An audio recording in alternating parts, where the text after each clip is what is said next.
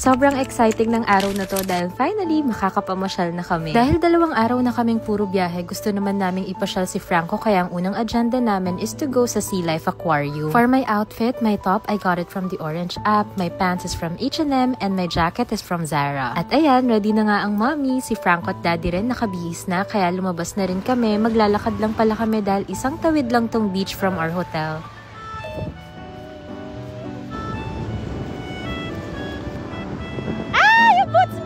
Get the bird, Franco.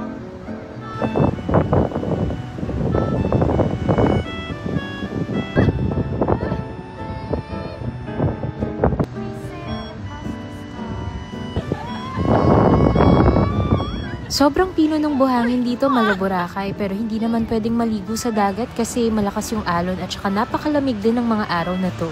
Tignan nyo nga si Daddy, naka-trench coat. Naglakad-lakad lang kami dito, nagharutan. Pagkatapos niyan, dediretso na rin kami dito sa may Sea Life Aquarium. Actually, hinintay lang namin magbukas to. If you also plan to visit here, get your ticket sa Klook kasi mas mura doon. Kapag nag-walk-in kayo dito, 1,400 pesos per pax, pero sa Klook, around 700 pesos lang. Alam nyo, maliit lang yung aquarium dito, 2 floor. Pero masasabi kong sulit kasi kakaiba talaga yung mga animals na makikita nyo dito. Isa nga to sa favorite area namin dito kasi talagang kakaiba yung mga jellyfish na nakita namin. Tignan nyo to, sabi ko talaga parang mukhang wallpaper na. Even yung pagkakapresent ng mga sea animals dito, napakaganda talaga kaya sobrang nag-enjoy si Franco. Kaming mag-asawa, hindi kami mahilig sa mga mahal na gamit pero mahilig talaga kaming mag-travel. And tuwing nababalikan ko nga yung mga videos namin, grabe parang sasabog yung puso ko talaga sa saya. Yan yung realize ko kapag material na bagay kasi kapag naluma na, wala na yung excitement. Pero yung mga ganitong travel at nakakaipon kami ng memories at every time na babalikan namin, sobrang worth it talaga. Nakikita rin namin yung adjustment namin sa pagta-travel namin. Dati kasi sobrang tight talaga ng itinerary pero ngayon ang goal namin mag-enjoy at hindi masyadong pagod. Pwede ko na atang i-compile lahat ng aquarium trips ni Franco. Nadala ko na siya sa Thailand Aquarium, sa Seoul, sa Singapore at ngayon Busan Aquarium. Hindi ko rin alam pero meron palang mermaid show at sobrang na-enjoy din talaga namin to.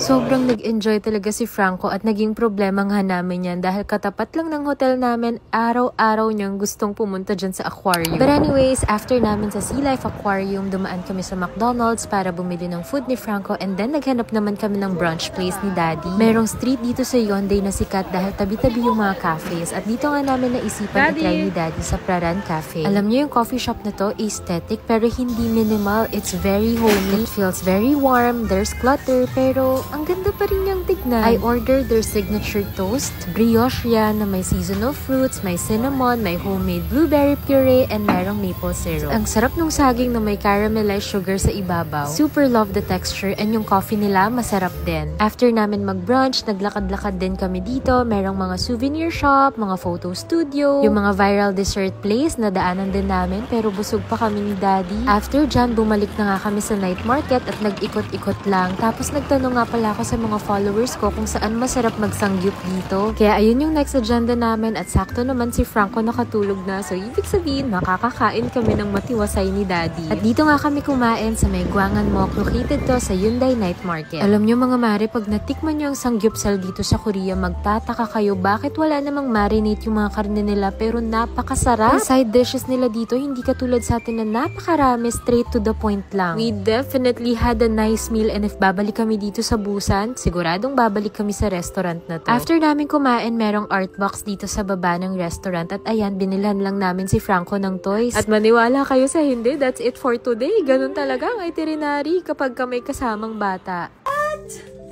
What is this? Strawberries. Strawberries? Ang pula! Hello guys. Give me the leaf. Give me the leaf. This one, oh.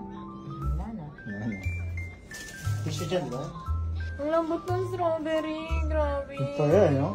Pula. Tamis. Wala man lang kaasim-asim, no?